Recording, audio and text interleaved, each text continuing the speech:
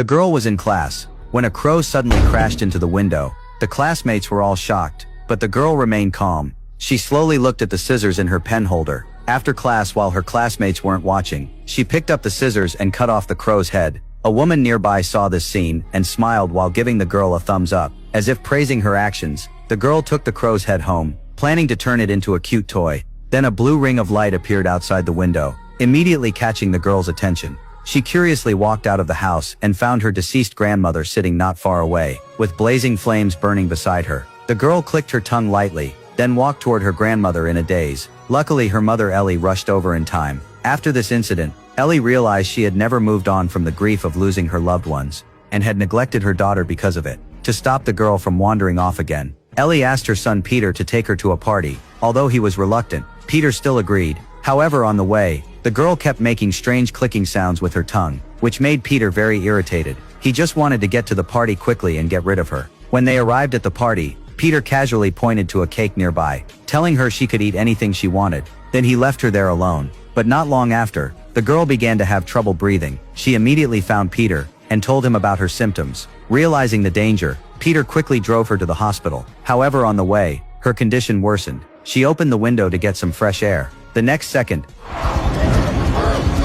Peter froze in horror, not daring to look back. He mechanically drove the car home. After returning to his room, Peter lay on his bed, unable to close his eyes all night. The next morning, he heard his mother's cries from outside. Clearly, she had found the girl's body. The couple held a funeral for the girl in grief. After losing 2 family members in a row, Ellie was completely devastated. The atmosphere at home became tense. She vented all her emotions and blamed Peter for the girl's death. Well, now your sister is dead, but you can't take responsibility for anything.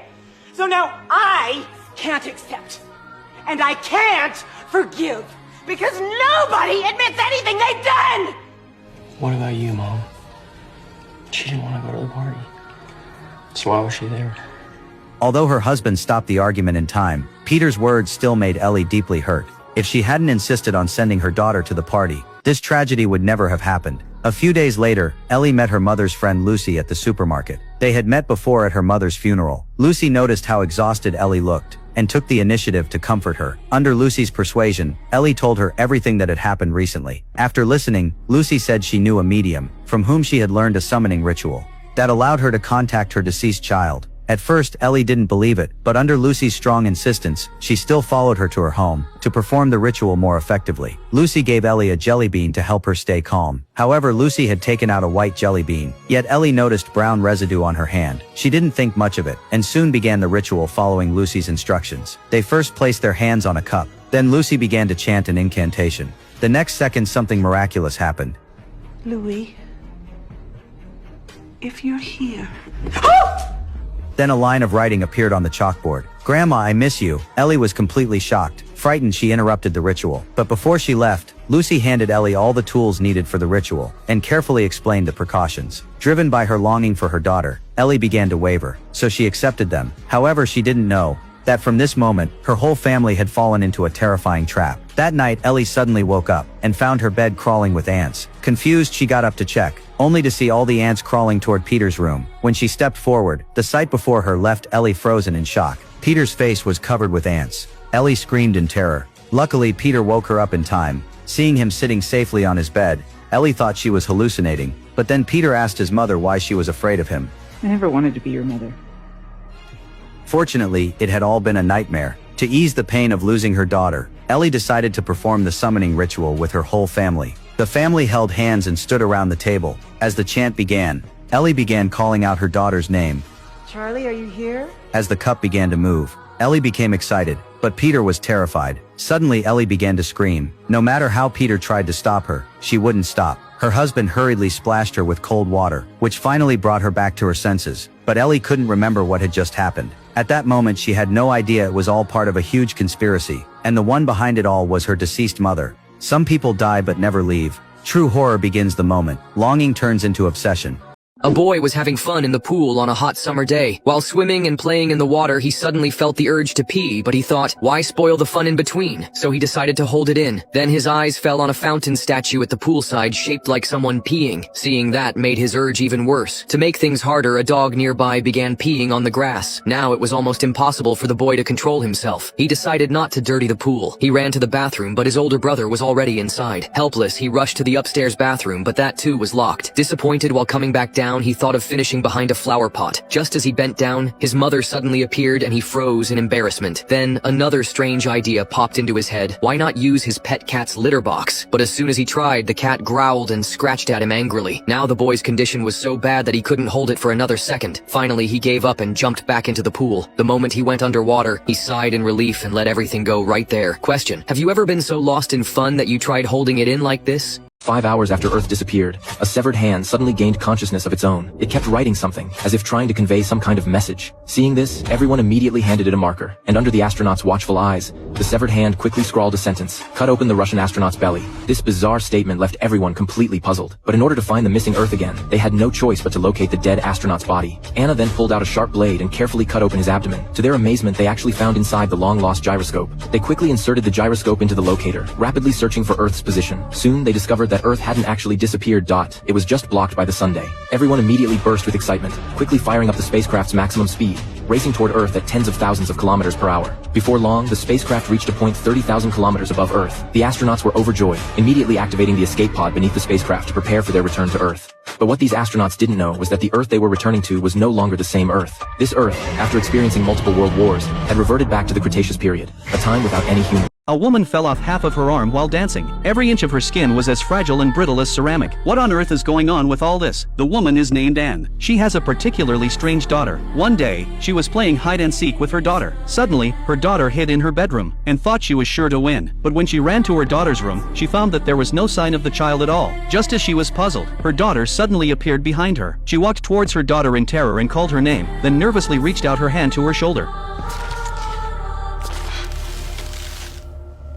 The daughter turned into a pile of red sand. The sudden ringing of the phone interrupted Anne's train of thought. Her husband called and asked her what she wanted for dinner. Just as Anne was getting the ingredients, she unexpectedly found her daughter hiding in the storage room. Such strange things often happen to Anne. In the evening, after her daughter finished her homework, she happily went to watch TV, but went and checked her child's homework. She was horrified to find that the homework book was filled with the words "there are ghosts in the room." It was clearly that she had personally helped her daughter with her homework. But why did it suddenly become these strange words? Immediately after that, something even more bizarre happened. The daughter wouldn't sleep at night and kept pounding the bedroom door hard. Seeing this, Annie quickly tried to soothe her daughter to sleep, but her daughter wouldn't listen to her mother and kept hitting her. With no other choice, she locked her daughter up. She immediately called her husband to ask him to come home quickly, but he couldn't make it back due to overtime work. Just as she was about to go to sleep, and was horrified to find her daughter standing at the end of the bed, staring at her intently, and was so scared that she suddenly shouted loudly. To her surprise, her husband was sleeping beside her, and her daughter at the end of the bed had already vanished. The next day, Anne called in a medium. She felt that there was something unclean in the room. Then Anne took the medium to see her daughter. Her daughter had lipstick all over her mouth and looked very strange. The medium looked at Anne in surprise and walked away. At this moment, her husband suddenly came home and saw the medium. He angrily threw her out. This behavior left Anne very puzzled. She had thought that her daughter's recent behavior was abnormal, but her husband prevented the medium from treating her daughter. Just then, Anne accidentally discovered an ambiguous text message on her husband's phone. She didn't care about her daughter's matter and immediately followed her husband in a car. As expected, her husband bought a bunch of flowers at a flower shop, but he actually came to the cemetery with the flowers. Annie couldn't figure out who her husband was paying respects to. After her husband left, she hurried towards the tombstone, only to find her daughter's name prominently written on it. This is a mental hospital holding a group of young patients and run by a director who performs surgical treatments. When Anna first arrived, she witnessed an entire procedure with her own eyes. From that moment, she desperately tried to find a way to escape. One day during break, a man's voice came through the crack in the door. He claimed he knew how to get out, but it would cost her something. Wanting to escape no matter what, Anna agreed to his request. So while everyone was lining up, she quietly slipped into the bathroom. That's when a man suddenly stood up behind her. Soon after, Anna got the password to escape.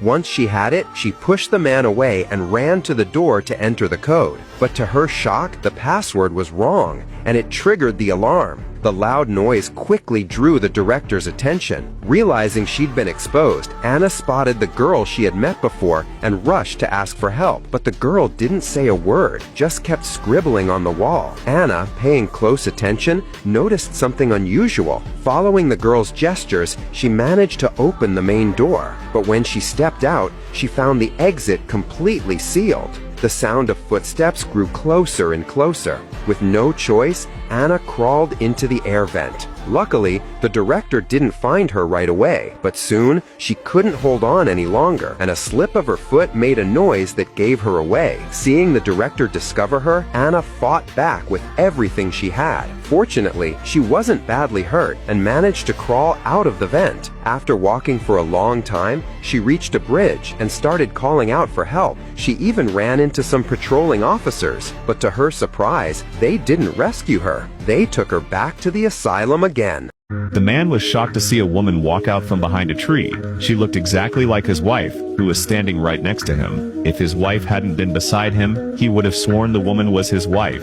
They even wore the same clothes, like they were identical. That's when his wife remembered something.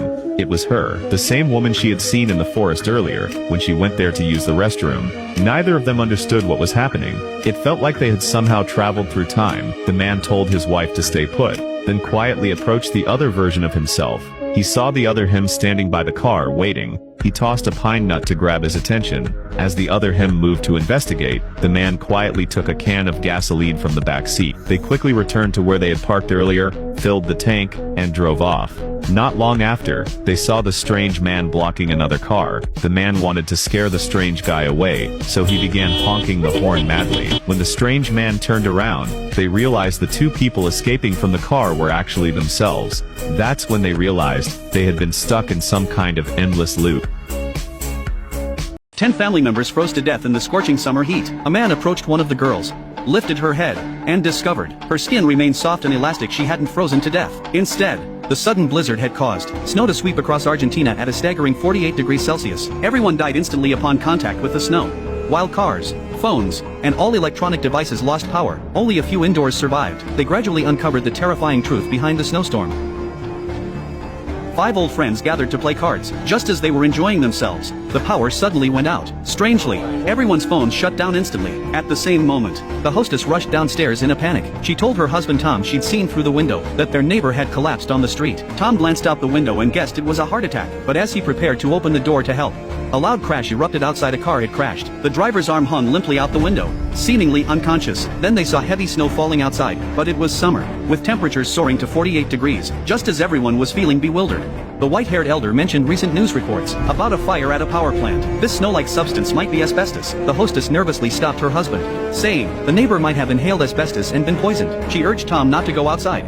Then the white-haired man seemed to remember something. He frantically pulled out his phone to warn everyone to call their families and tell them not to go outside. But after taking out his phone, he realized it wouldn't turn on. Tom thought he could use the landline phone. He picked up the receiver and pressed a few buttons, only to find the landline wasn't working either. Now everyone realized the situation was serious. Fortunately, Tom remained relatively clear-headed and didn't just stand there waiting for disaster. He promptly directed everyone to use curtains and bedsheets to seal any drafts in the house with tape. While everyone worked, the old man seemed off. After staring blankly at the bed for a moment, he silently took clothes from the hanger and put them on. Then he tried to open the door and leave, when a friend stepped forward to stop him. He shoved the friend aside. Finally, muttering curses, he declared he was going to find the child. But the moment he stepped out of the room, disaster struck. Through the window, the friends saw the white-haired old man collapse instantly after stepping outside. His body froze as if frozen in time. All fell into a sorrowful silence. Just as they were discussing the cause, Juan saw something through the window. The light came on in the neighbor's window across the street. The neighbor pulled back the curtains. Juan raised his arm, trying to warn him not to open the window. But from that distance,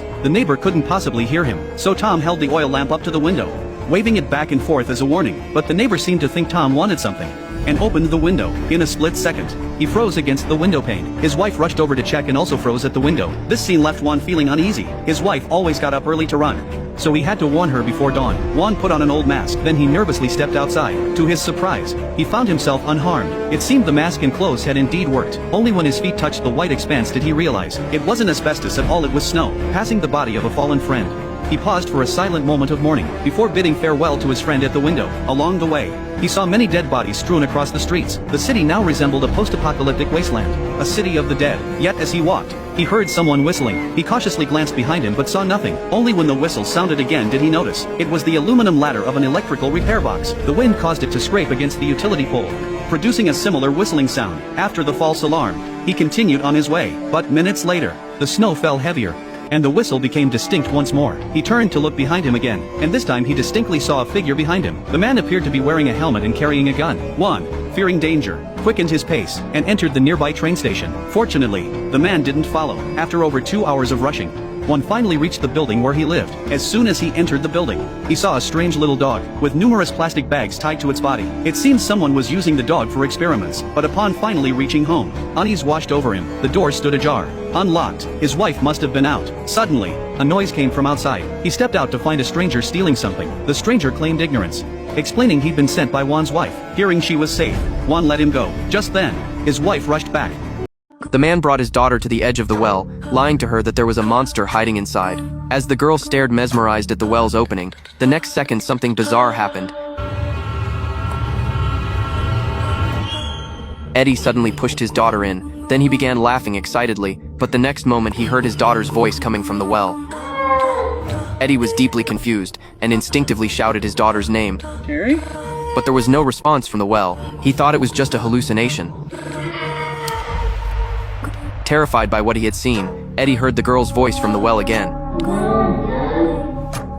Jerry? Curious, Eddie leaned over to look into the well. Eddie, who had been pulled into the well, was not dead. He nervously began searching for his daughter, but suddenly realized the girl seemed to have been gnawed on by something. Eddie was terrified and immediately shouted for help from outside the well, but the next second, the man decided he would no longer just sit and wait. He turned around to look for a way out, but clearly the monster wouldn't let him escape. A woman was trapped in an elevator when she suddenly noticed someone in the building across from her. Another woman, working late by the window. Amy shouted for help, waving frantically, but the distance was too great. The woman couldn't hear her. Just a few hours earlier, Amy and her husband Paul were returning home from their honeymoon. They stepped into the elevator, ready to start their new life together. But just as the doors were closing, a man slipped in at the last second. They didn't know it yet, but his arrival would turn their quiet ride into a nightmare. The elevator began its descent, until it jolted to a stop between the 60th and 59th floors. The panel lights flickered, and every button went dead. Paul tried the emergency button over and over, but no one responded. Amy pulled out her phone to call for help, only to find there was no signal at this height. They noticed the small camera in the corner and hoped someone, somewhere, was watching. But hours passed, and no rescue came. Growing restless, Amy decided they couldn't just wait any longer. She pried her fingers into the elevator doors and tried to force them open. The men rushed over to help, and after a few tense moments, the doors finally budged, only to reveal a concrete wall between two floors. There was no way out. Frustrated, Amy returned to the window, staring out at the glowing skyline. That's when she saw the woman across the street. She screamed for help until her voice cracked.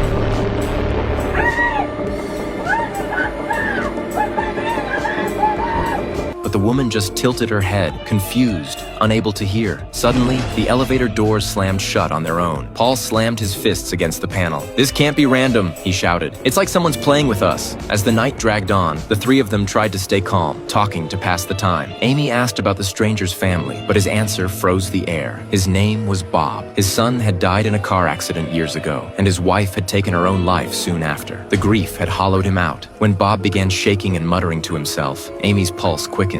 She backed away, pressing buttons in a panic. "I'm sorry about your loss," she said carefully, "but you need help, professional help. We have to get out of here." Her words lit a fuse. Bob's expression hardened. Then with a twisted smile, he reached into his pocket and pulled out a small device connected to his phone. "You don't get it," he said quietly. "This elevator didn't break. I stopped it." The screen on his phone glowed, revealing lines of code, software controlling the elevator system. And at that moment, Amy and Paul realized the truth. They weren't trapped by accident. The woman noticed her classmates frantically digging in their ears. The teacher stood motionless, her back turned to them. When the woman turned around, all the students lifted their heads at once, revealing eerie expressions. Panicked, she rushed toward the teacher, only to see the corners of her mouth slowly curling upward. In that instant, all the students closed in. Realizing something was terribly wrong, she dragged her friends to flee, but two were caught, their shrieks piercing the air. The survivors raced onward, finally stopping to catch their breath, only to find one friend scratching her ear too. Terrified, they ran again. The woman suspected the symptoms were contagious. Then she spotted a dilapidated campsite. She entered a tent, searching for suspicious items. Another friend patrolled outside and suddenly found an iron box labeled, "Do not open." When she opened it, her ears instantly throbbed with pain. The woman heard screams and rushed out, only to find blue liquid oozing from her ears. Soon, her friends developed ringing in their ears, laughing and singing uncontrollably. Now only she and another classmate remained. The woman wanted to return to the camp to investigate, but her classmate refused, putting on headphones to leave. The woman grabbed her, snatching the headphones away. The classmate impatiently wrestled them back, causing the music to blast out loud. The woman instantly covered her ears in agony. The classmate quickly plugged in the headphones. But then the woman suddenly cried out for help. Only then did the classmate notice blue liquid flowing from the woman's ears. The classmate was utterly shocked. Meanwhile, the woman's tinnitus grew worse, and her vision began to change. At that moment, all the infected classmates laughing and singing slowly closed in. The classmate fled in panic. Hey, freak. Excuse me. You are going to die in there. Shut your mouth or we're gonna kick your ass. We got bats. I hate trees. You're gonna regret it. Two boys ignored the warning. They broke into an old house that had been abandoned for years. They swung baseball bats, smashing everything inside to pieces. They had no idea danger had already arrived. The basement door suddenly opened on its own. The brothers looked at each other and walked in without a word. They turned on their flashlights and found a storage room. Shelves were filled with jars big and small. Each held something terrifying preserved inside. They smashed one on purpose. A foul smell rushed out. No one noticed a strange figure flicker in the dark. It smells bad. I'm getting out of here. Just as the brothers were about to leave, the younger one vanished into thin air. Troy? Troy? Who's down there? When the older brother returned to the basement, he saw his brother torn to pieces. At the same time, that dark figure lunged at him. I have never seen such arrogant murderers. After killing the man, they openly dragged the body to a roadside bench, posed it properly, put sunglasses on it, just to challenge the authority of the police. But they would never expect, this time they messed with the wrong person. Soon, Neeson received the news of his son's death. Looking at his son's body, his wife was heartbroken. Based on the forensic examination the police said his son died from excessive milk powder consumption, but Neeson thought otherwise. He knew his son very well. He would never touch that kind of thing. But with the evidence right in front of them, the police simply didn't believe Neeson, which also meant the case would not be investigated further. This made Neeson's wife break down instantly. She blamed all the tragedy on Neeson, believing it was his neglect of their son that led to such an outcome. After their son's funeral, the wife left Neeson without hesitation. The broken family plunged Neeson into despair. Just as he took out his shotgun, his son's colleague suddenly showed up, telling him there was more to the story. It turned out a few days ago, this colleague had stolen a bag of milk powder from a gang, and soon faced fierce retaliations. On the night of the incident, Neeson's son was also working overtime. Both were kidnapped by the gang. They forced Neeson's son to consume a large amount of milk powder. The colleague took advantage of the chaos and jumped out of the car, narrowly escaping. Learning the truth, Neeson was furious. He quickly asked about the killer's whereabouts, then went to the tool shed. He carefully sawed off the shotgun barrel, removed the excess stock. A stealth sniper rifle was now modified. Following the clues he obtained, Neeson went to the bridal shop where the killer was hiding, determined to avenge his son personally. But the cautious killer immediately sensed trouble, so he lied about getting a measuring tape and pulled out a gun. But little did he expect. At this point, any resistance would be useless. What awaited him was brutal interrogation, because Neeson knew clearly, the ones who killed his son couldn't be just this one man.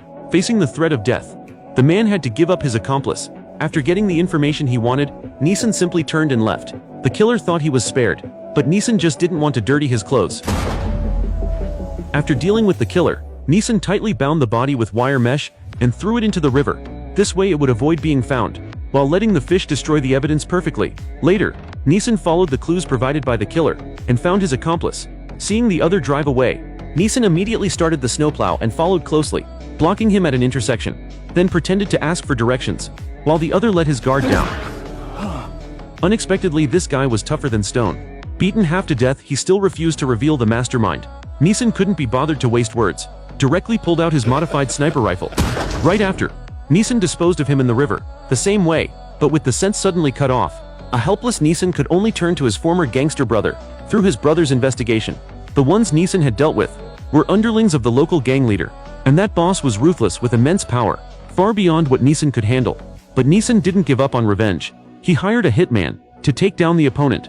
But what Neeson never expected was that this professional hitman, after taking a $5,000 deposit, sold the information to the gang leader for $1,000. But what the hitman didn't expect either was that after the ruthless gang boss extracted all the intelligence, he directly had his subordinate close the curtains. Soon enough, the hitman became a corpse. Then, based on the hitman's information, the gang leader found Neeson's brother to protect his brother. The brother took all the blame for what Neeson had done. The cruel gang leader naturally didn't spare him. News of his brother's death soon reached Neeson. The successive loss of loved ones left Neeson gradually numb. He no longer felt grief or anger. His eyes held only a thirst for revenge. Whenever she touches rainwater, she immediately falls unconscious. Even holding an umbrella doesn't help. So whenever it rains, she sits alone at home and stares at the house across the street until dawn.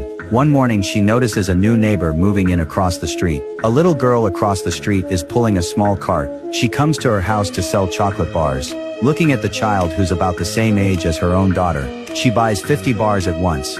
Later she plans to go out to meet a friend.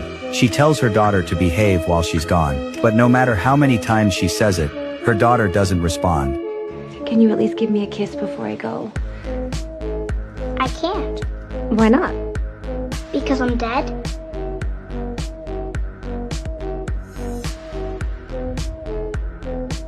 Then she suddenly remembers.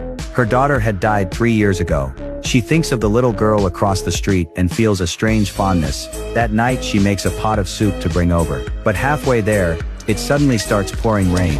As soon as the rain touches her, she's instantly paralyzed. The pot in her hands falls to the ground. Then she faints. Luckily Jack, the man next door, sees her and quickly carries her back home. This makes her develop feelings for Jack. But that same night, as she sleeps, a dark shadow flickers across the attic.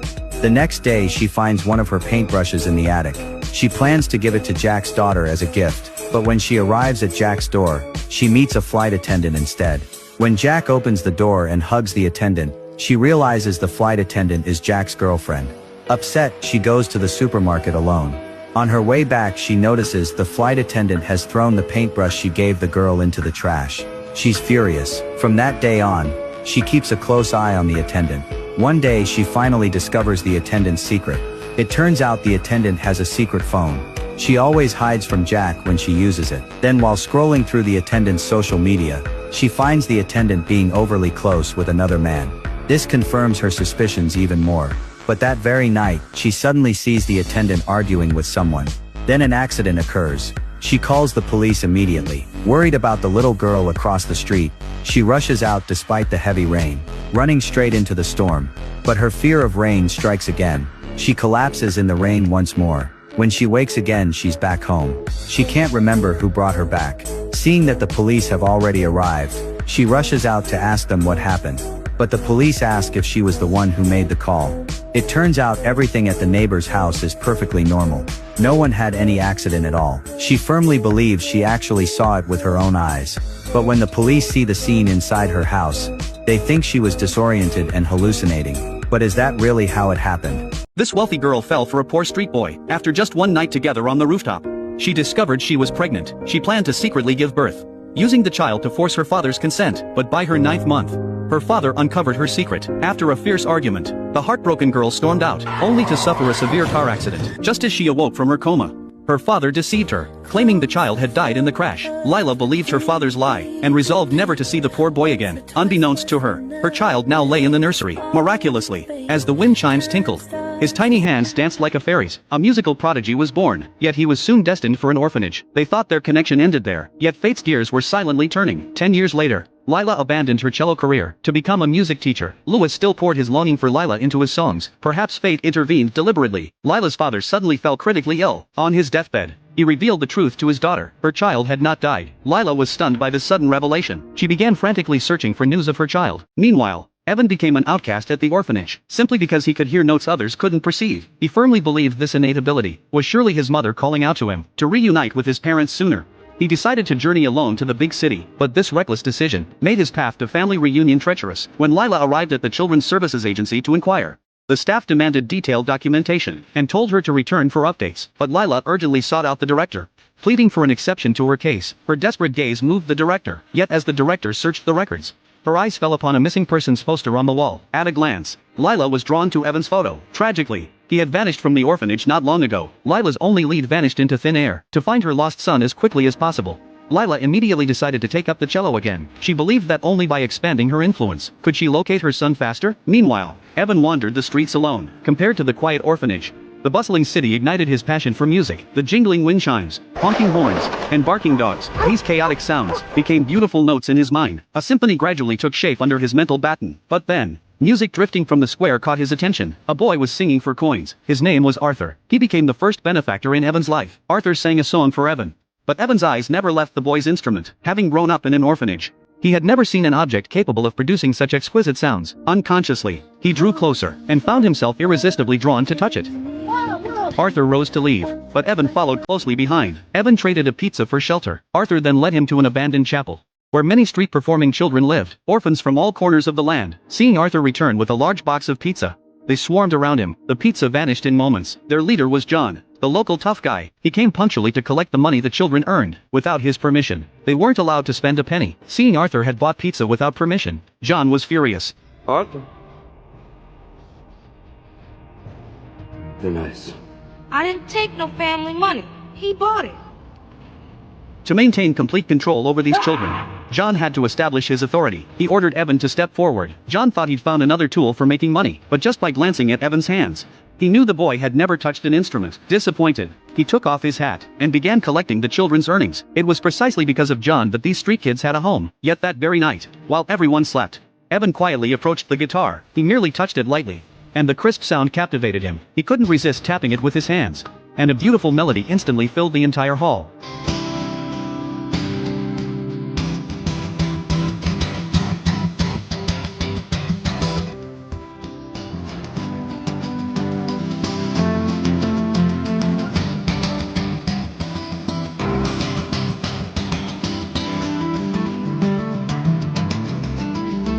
Though it was Evan's first time holding a guitar, he produced such exquisite sounds. John marveled that he was a genius born once in a century, and earnestly taught him about music. He said music was like hidden energy in the universe, surrounding us at all times. If you could feel it, mastering it would come easily. From this brief conversation alone, Evan's understanding of music surpassed all the other children.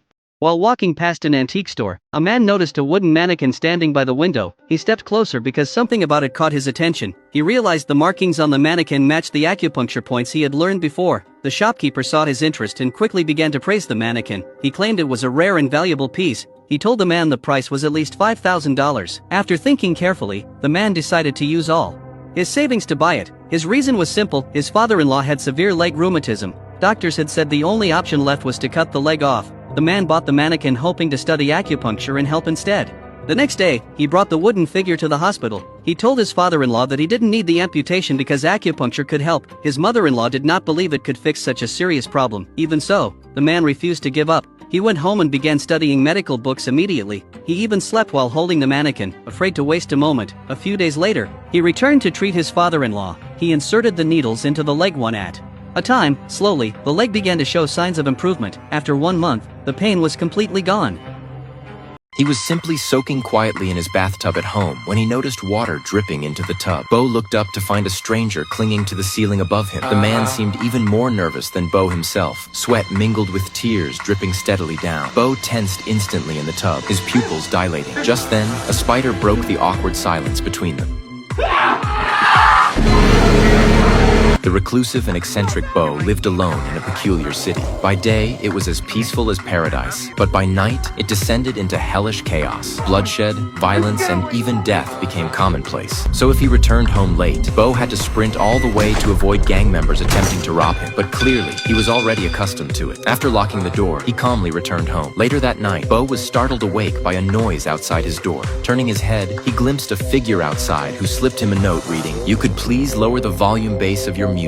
Bo was puzzled, as he hadn't been playing any music at all. Assuming it was a misunderstanding, he dismissed it and prepared to return to bed. Yet an hour later, another note slipped under the door, again demanding he turn down the volume. Bo hurried to the door to explain, but the hallway was deserted. Soon after, violent knocking erupted. This time, The note was tossed directly onto Bo's bedside. Simultaneously, the walls began shaking violently. The enraged neighbor, driven by a desire for mutual destruction, cranked the music to full volume. Frustrated, Bo covered his ears with his blanket, but when he opened them again, he realized it was suddenly afternoon. Bo panicked. He had a flight booked to visit his father back home. He grabbed his suitcase and rushed to leave, but just as he reached for the door handle, he realized he'd forgotten the medication his doctor had prescribed. By the time he retrieved it, his suitcase and the key stuck in the door had vanished. He tried asking the janitor outside, only to be told, "You're screwed." Bo realized he couldn't lock the door and thus couldn't leave. He quickly called his landlord for help, then phoned his father to explain the bizarre situation. His father dismissed it as an excuse to avoid seeing him. Bo desperately tried to explain, but his father hung up abruptly, deepening Bo's already overwhelming anxiety. The thought of the thugs potentially breaking down the door made him rush to barricade it with the sofa. He immediately took 2 anxiety pills, but just as he was about to swallow them, he realized he had no water. Not even the faucet was running. Reading the warning on the bottle that the pills must be taken with water, he searched online for the consequences of swallowing them dry. The string of deadly news reports only deepened his panic. Glancing across the street at the supermarket and the rioting crowd below, he knew he had to save himself. He couldn't afford to care about anything else anymore.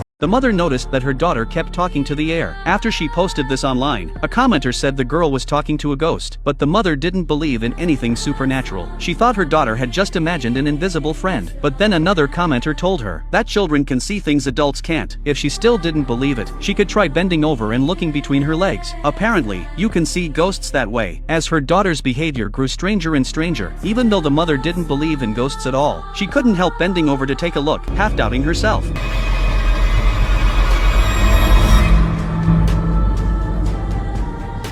แม่ทำอะไรอ่ะจ๊ะเอ๋ As expected, she saw nothing. The mother let out a sigh of relief. But what she didn't know was that while she couldn't see anything, her daughter suddenly said to the empty air, บอกแล้วแม่ใจดีกว่ายายตั้งเยอะ Just a short while ago, the mother had been too busy with work, so she sent her daughter to her grandmother's place in the countryside. But when she went to pick her up, she immediately noticed something was off. The girl kept talking to the empty seat in the back. She said her best friend was sitting there. The mother thought her daughter had reached the age of imagination, so she didn't think much of it. But a week after they returned home, the girl started acting even stranger. She kept making loud noises upstairs, and she pulled all the curtains shut, turning her bedroom into a complete mess. One day, the mother heard sounds coming from under the bed. She thought her daughter was hiding there and playing, so she placed some food by the bed to coax her to come out and eat. Just then, her phone rang. The mother stepped outside the bedroom to answer it, but at the corner, she ran into her daughter. If her daughter was here, not under the bed, then what on earth was under the bed? Holding a mop, the mother carefully walked back into the bedroom. She lifted the bedsheet in one go only to find nothing underneath, except for her daughter's toys and some moldy food. The mother asked her daughter why she kept throwing food under the bed, but the girl said it wasn't her. Her best friend put them there. Not wanting to crush her daughter's innocence, she just said that no matter how good a friend is, they shouldn't make a mess at home. Otherwise, she'd have to kick that friend out. As soon as she finished speaking, a toy beside them suddenly fell. The mother thought it was just a coincidence, but the girl knew it wasn't.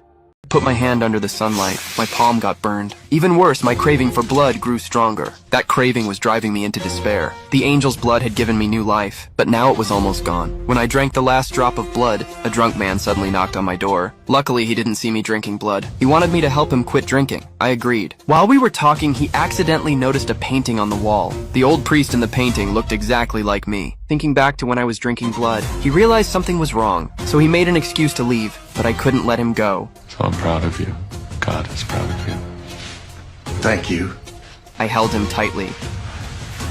Better late than never, right? What is wrong with you?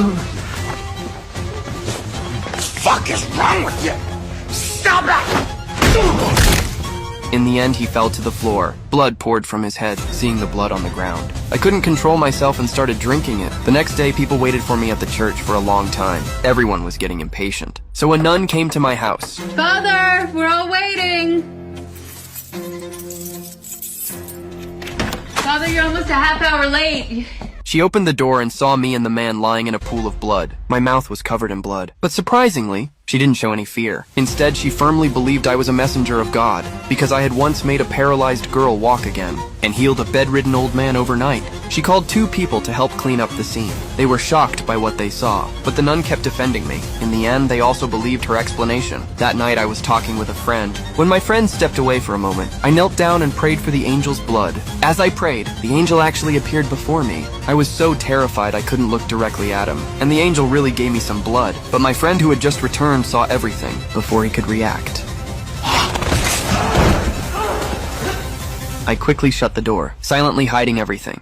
2 boys were planning to fish for something valuable in the river, but every time they pulled up, it was just scrap metal. Just as they were about to give up, the magnets suddenly got stuck on something. The 2 thought they had found a treasure, so they quickly pulled with all their strength, but the next second, they were horrified to find that the magnet was attached to an unexploded shell. This scared them a lot. Soon after receiving the call, the police cordoned off the scene and launched an exploration of the surrounding waters. They quickly fished out 3 boxes of shells from underwater. The police thought the crisis was over, and since a swimming race would be held in the same river in a few days, to avoid causing panic, the sheriff said these shells were left over from World War II, and their expiration date had long passed, so there was no danger of explosion at all. But marine biologist Lisa noticed something was wrong. She detected sharks in the river from her instruments, so she immediately told the sheriff about the situation. However, the sheriff didn't care, because sharks are marine creatures, and this is a freshwater river. Sharks can't possibly survive here. But at Lisa's insistent request, the sheriff had to send someone to check the river again. When the team members dived 10 meters deep into the water, they suddenly saw a terrifying scene. The boy cocked his slingshot, aiming at the girl ahead. Unexpectedly, the girl merely turned her head. His slingshot spun out of control, pointing straight at himself. What are you doing? I'm not doing it. Stop it! The reason the girl possessed such abilities was because she had secretly played with her mother's Ouija board. Thus, she became tainted by unclean forces. The girl's mother was a psychic, but she possessed no genuine abilities. She often deceived customers using various tricks. One day, a father and daughter came knocking, hoping to use Lisa's abilities to communicate with the spirit of his late wife. They sat hand in hand before the table and began the seance, yet the old man's daughter remained skeptical, convinced it was all a fraud. Dad, don't give this woman our money. To demonstrate her powers, Lisa addressed the air. If the old man's wife is here, blow out the candles in the cabinet. After lighting 3 candles, Lisa instructed the old man to ask 3 questions. A positive answer would keep the candles burning, while a negative answer would extinguish one. Are you in pain anymore? Witnessing this miraculous scene, his daughter began to waver. Just then, a figure appeared behind the curtain. Seeing this, the old man hurriedly asked her, "Do you consent to bequeath our estate to our daughter?" Suddenly, the candles flickered and went out. This instantly unsettled the daughter. Okay, I don't know how she's doing this, but this is a scam, Dad. As the ritual concluded, the old man found his answer. Lisa received her due compensation, but the old man's daughter glared at her with malice. Returning to her room, Lisa summoned her eldest daughter, admonishing her that her performance had been overly dramatic, nearly giving the old man a heart attack. In truth, the ghost had been her eldest daughter in disguise. Lisa then opened a cabinet, revealing her second daughter, Doris, hiding inside. She had manipulated the fan to extinguish the candle. The family's seamless collaboration had deceived countless people, since Lisa's husband died unexpectedly. She had no choice but to resort to this path of deception and fraud, yet Lisa remained unaware that a terrifying nightmare was about to descend upon their home. The next day, Lisa went to the store to buy candles, and was suddenly captivated by a Ouija board. To make her rituals seem more authentic, she decided to buy one to try at home. Soon, Doris became fascinated by the Ouija board. After everyone had fallen asleep, Doris crept alone into the living room, and began playing with the eerie Ouija board. Are you there? The board responded swiftly to Doris's questions, constantly pointing letters as they chatted animatedly. They gradually became close friends. To discover the entity's identity, Doris picked up the pointer and scanned the surroundings through the glass. Sure enough, she spotted an unfamiliar figure. Meanwhile, Doris's sister lay fast asleep. Suddenly, her blanket was pulled away. At first, she thought it was her sister's prank, but after calling out several times, she found no one around. The next day, Lisa picked up the kids from school. As soon as she returned home, she found a collection notice. If her loan remained overdue, the bank would auction off the house. This plunged their lives into despair. Lisa sat on the steps with Lena, deep in worry. If the bank took the house, they would be homeless. Yet they remained unaware that Doris, guided by a spirit, had retrieved a bag from within the basement wall. It was filled with large dollar bills. Lisa was stunned and immediately asked, "Where did this money come from?" Doris then led them to the spot where she'd found the bag. How did you find out about that?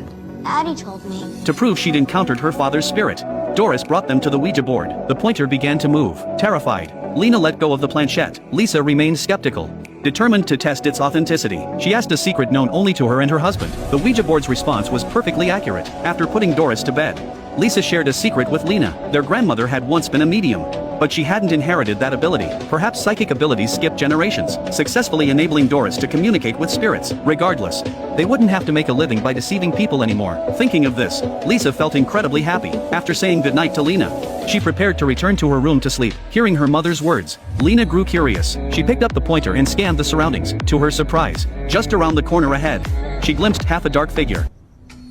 I've been stuck at sea with my boss for 3 days. Just when I was about to break, I suddenly caught a small fish. By then, my boss was almost starving. I kindly gutted the fish and handed it to her. But she's used to fancy food. The fish's fishy smell made her sick. She forced down her nausea and tried to eat it, but quickly pushed the fish away. I thought she was going to give the fish to me, but she actually threw it straight into the sea. That was our only food in 3 days. I angrily scolded her. She insulted me with a haughty attitude. I held myself back from losing my temper. Suddenly, she spotted a yacht in the distance. She had been proud before, but now she loudly begged for help. No shame. I grabbed the whistle and was about to blow. She snatched the whistle from me and even somehow dropped it into the sea. I was furious. I really wanted to kick her into the water, but in the end, I held back. After the yacht left, she realized she'd missed our chance to be rescued, so she flopped over and sobbed. The next morning, I was still asleep when she suddenly saw something shocking. But to keep her proud image, she forced herself to hold back and woke me. I got up to check, and it turned out there was a small island in the distance. So we rowed there quickly. After we landed, I immediately checked the surroundings, but found it was just a deserted island. I told her what I found, but she didn't believe me. She even told me to climb the hill to call for help again. When I hesitated for a moment, she started insulting me, and even threatened to fire me after we were rescued. I was completely enraged. I decided I wouldn't follow her orders anymore. I returned her luggage to her and then left. She not only didn't realize her mistake, she kept shouting insults at me. But that didn't matter anymore, because I soon caught a big lobster. I made a fire and started cooking the lobster. She smelled it and came over, demanding I share the lobster with her. Of course I ignored her. She called me selfish and petty. I ate the lobster calmly while looking at her. Then she made a request that shocked me. She wanted to offer her body in exchange for food. The boy slowly opened the door and saw his sister completely frozen in ice like a statue. Everything in the room was also covered in frost. Panicking, he quickly grabbed a gas can to melt the ice around her, but his brother stopped him as it was too dangerous. So they carefully moved their sister out of the frozen room and placed her on the floor, hoping she would melt and wake up. But after a long time, nothing happened. Afraid that she might get worse, they moved her back into the freezing room to keep her safe. Then they stepped outside to find help, but what they saw shocked them even more. Their house wasn't on the ground anymore. It was floating in outer space. Suddenly, the younger brother remembered that all of this started happening right after they played that weird board game. The first time they pressed the red button, a card popped out saying their sister had entered hibernation mode and would wake only after 5 more rounds. So the boy pressed the button again. Another card came out saying their robot was defective, and the next second, a huge robot appeared right in front of them. Flames shot out from its back, and it suddenly charged toward them. The girl had just stepped out of the protective circle when she was suddenly bitten by some kind of creature. So she began to frantically swing her sword. A green sticky liquid immediately appeared on the blade. Seeing his sister in danger, Sean handed her a special stone. With the stone's magic, she could see the monsters around them. In a panic, she started blindly hacking, and Sean quickly pulled her back into the protective circle. However, when they got to the roof, they found they were completely surrounded by monsters. A few days earlier, Sean had found a magic book. The evil demon was also coveting the book because it could control all the elves. One day, a monster kidnapped Sean's younger brother. When Sean came to rescue him, he found the monster was about to throw his brother into a large pot. A wild boar monster was also imprisoned nearby. Can you help me save my brother? Yeah, I was gonna suggest that, right after you let me out of this cave. But as soon as he let the wild boar monster out, it spat on Sean. Sean was furious at first, then realized the saliva contained magic, which allowed him to see the monster's true forms directly. Just then, the wild boar monster was distracted by a butterfly and ran off. It was then that the monster leader realized he had grabbed the wrong person. He actually wanted the owner of the magic book. Taking advantage of the chaos, Sean rescued his younger brother. During their escape, the brother's leg was grabbed, but Sean saved him in time. Back home, Sean found that the book was the cause of all the trouble. He tried to burn it, but the flames had no effect on the pages. So they decided to go to their grandmother for help, but she was thousands of miles away. Fortunately, a little magic elf in the house revealed a secret passage to them. The brother and sister started their escape, but were noticed by a frog monster. The giant monster chased after them and caught the brother, who struggled free by stabbing a pipe into the monster's eye. Finally, they successfully reached their grandmother's house. The doctor pulled out the bee stinger and used it like a needle on the woman's tongue. But after the treatment, she bit some salt and still couldn't taste anything. Just then, a huge piece of whale meat was brought into the royal kitchen, a food no chef had ever used. The king told 2 head chefs to each cook a whale dish and said he'd choose the best. Her rival knew she'd lost her taste and mocked that she would lose. But the woman ignored her, felt the meat's texture, cut it into strips, and marinated it again and again. Her rival cooked too, using her best skills. The judge tried the rival's food first and praised it as perfect. But when she tasted the woman's grilled skewers, her face turned serious. The woman waited nervously, while her rival smiled confidently. To everyone's surprise, the judge declared a tie. The rival was furious, so both dishes went to the king. The king took a bite of the woman's whale skewer and smiled with delight. He said it was the best meat he'd ever had and praised her cooking. The rival grew angry and accused the woman of lying. She said the woman had no taste and tricked the king. The woman stayed calm. The rival brought several sauces and demanded a taste test. Everyone watched in silence. The woman tasted each one and described them perfectly. The rival was shocked. Then the woman revealed the truth. Her sense of taste had returned while cooking the whale dish. The steward scolded the rival and praised her great skill. When the teacher saw that the student's drawing was incomplete, she told him to finish it quickly, but the student replied that his drawing was already complete. Hearing this, the teacher was a little surprised and asked him to draw a clock. The student quickly drew one, but everyone was shocked to see that half of the clock was missing. When the teacher realized the matter was serious, she advised him to get a checkup from a doctor. The student didn't take it seriously, but when he showed his drawing to his classmates, they made fun of him and said he was making a joke by drawing an incomplete painting of Venus de Milo. Eventually, the student felt that something must be wrong, so he went to the hospital with his brother. The doctor listened to him carefully and asked him to draw a house on a piece of paper. The student tried his best, but the house still came out incomplete. Later, when his CT scan was done, it was discovered that there was a blood clot in his brain pressing on the nerve connected to his eyes, affecting his vision. He felt devastated, especially because his art entrance exam was the very next day. At that moment, his twin brother came up with a brilliant idea. He would go to the exam in his place. The next day in the exam hall, the student quickly finished half the drawing and then suddenly clutched his stomach, saying he needed to go to the restroom. But the teacher said she would accompany him, as no one was allowed to go out alone during the exam. So the student had to take her along. Fortunately, the teacher didn't go all the way inside. His brother was already waiting in one of the cubicles. They quickly exchanged clothes. But when the brother came out, he accidentally turned in the wrong direction. Even then, the teacher didn't suspect a thing. The brother completed the remaining drawing, and thanks to him, the student passed the exam without any trouble. But after the exam ended, one of the classmates saw his brother. She called him over and suspiciously asked, "Do you have a brother?" He panicked and replied, "No, I'm an only child." However, in the end, she did find out the truth about both brothers.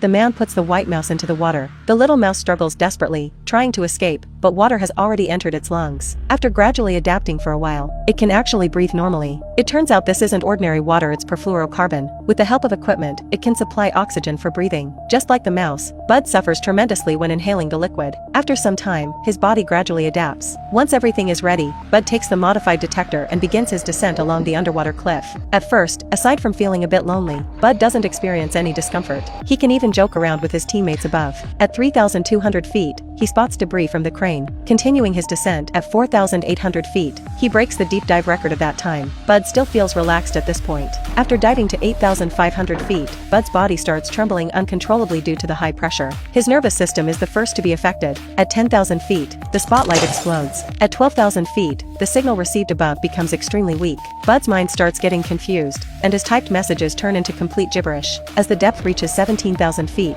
the detector finally can't withstand the deep sea pressure and explodes. Everything around him plunges into darkness. Bud instinctively lights a magnesium flare. At this point, he's completely lost his sense of direction, no longer falling vertically, but tumbling down along the rock wall.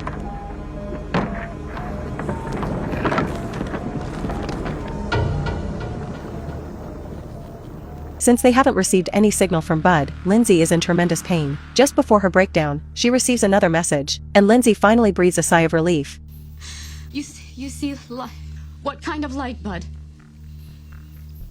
They believe the lights Bud mentioned are just hallucinations caused by high-pressure nervous syndrome, so they don't pay much attention to it. But in the deep ocean where Bud is located, there are vast areas of purple light sources. Bud finally finds the nuclear warhead. Following his teammate's instructions, he removes the detonator. When his teammate tells him to cut the blue and white striped safety wire instead of the black and yellow striped detonation wire, Bud becomes confused. Under the green fluorescent light, both wires look exactly the same color. With trembling hands, Bud randomly chooses one.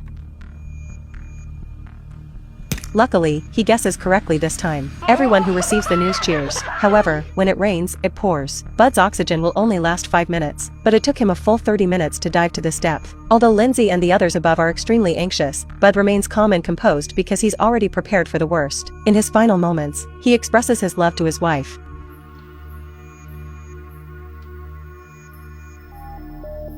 Bud sits quietly in place, waiting for death to arrive. But a strange thing slowly appears before his eyes. This is Bud's first close encounter with alien life.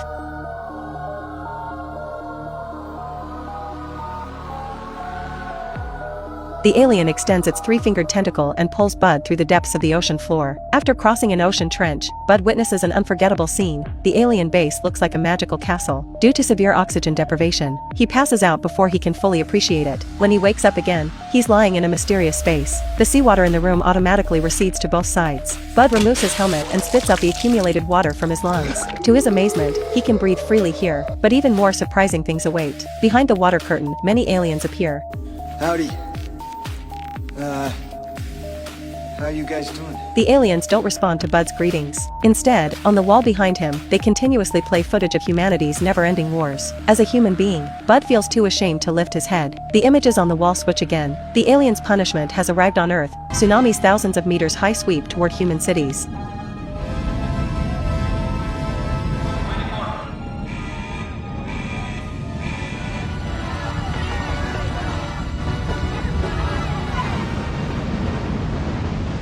Just as the ocean is about to swallow the land, the kilometer-high giant waves freeze in place, then slowly begin to recede. Soon, everything returns to normal. You could have done it. Why didn't you? Information appears on the wall again. This is Bud's final message to Lindsay. From these 2 messages, the aliens sense Bud's goodwill. They realize that not all humans are beyond redemption, so they decide to give humanity another chance.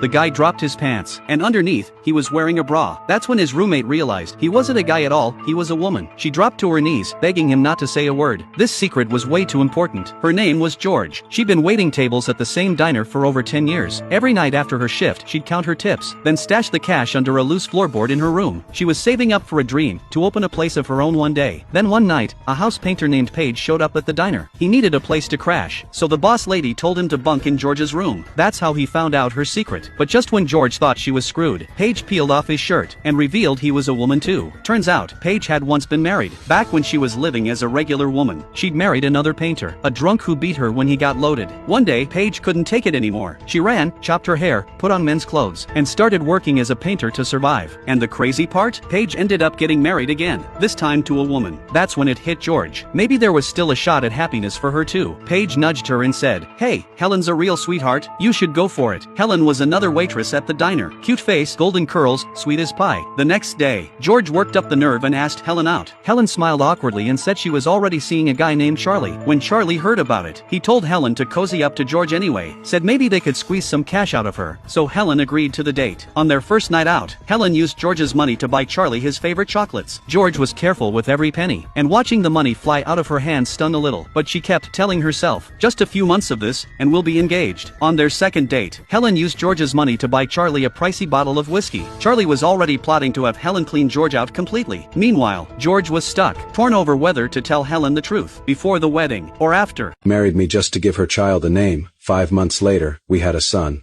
Out of duty, I gave them both a home. Right after giving birth, she would leave our child with me, put on heavy makeup, and disappear all night. One day, I followed her with our baby. Inside a bar, I saw her in another man's arms. That's when I knew. I was just the backup plan. Is he even mine? Huh? Is he even my son? Sure. Rage took over. I pushed her. She fell and hit the wall. She never woke up. I kept calling her name, but got no response. A water drop fell from above. I remembered our baby was in the bathroom. I rushed upstairs. But it was too late. In one night, I lost everything. At 25, I was convicted of serious crime, sentenced to 25 years, 18 years later. During my appendectomy surgery, I jumped from the hospital second floor. My foot got injured. I took a boy hostage at a supermarket, made him take me to his mother. Adele saw my bloody face. She tried to refuse. I held her son's neck, told her she must help. She paid at the counter nervously, but didn't ask for help. In the car, I sat in back with the boy, made her drive home. Even when police cars passed by, she didn't signal them. We reached her house. I scanned the room. Adele secretly hid a knife. Henry asked about my injury. I admitted jumping from prison hospital. They both realized they were helping a fugitive. I told Adele, I just need rest until night, to ease my leg, to protect them from trouble. I suggested tying her up,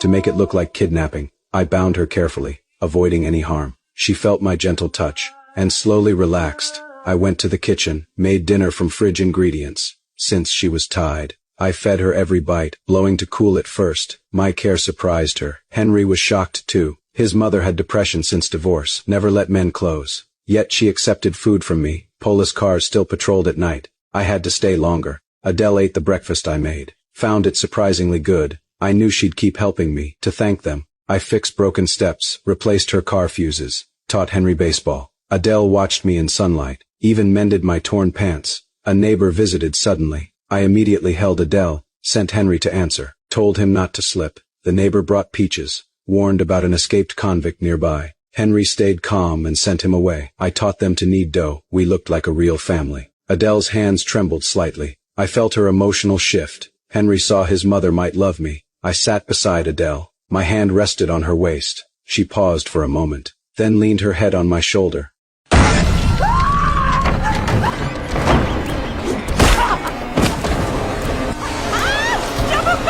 I tied the woman to the dining table and slathered her entire body with cooking oil. Then I sprinkled a layer of salt over the oil. Finally, I placed the woman inside the oven. 30 minutes later, the aroma of roasting meat wafted from the oven. I placed the roasted flesh on the table.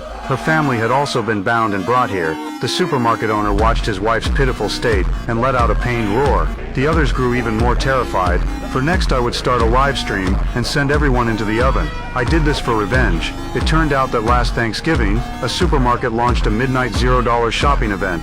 The news spread, and crowds gathered at the supermarket entrance. The owner's daughter and her friends entered early, even bragging to those outside. Customers who'd waited endlessly grew furious. Ignoring everything, they knocked down barriers and stormed the store.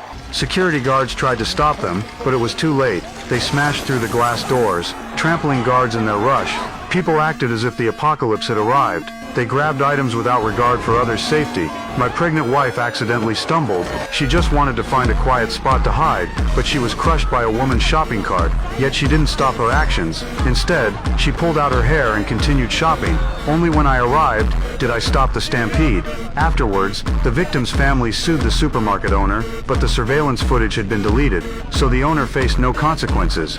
He even planned to hold similar supermarket events next Thanksgiving. I transformed into a butcher to avenge my wife.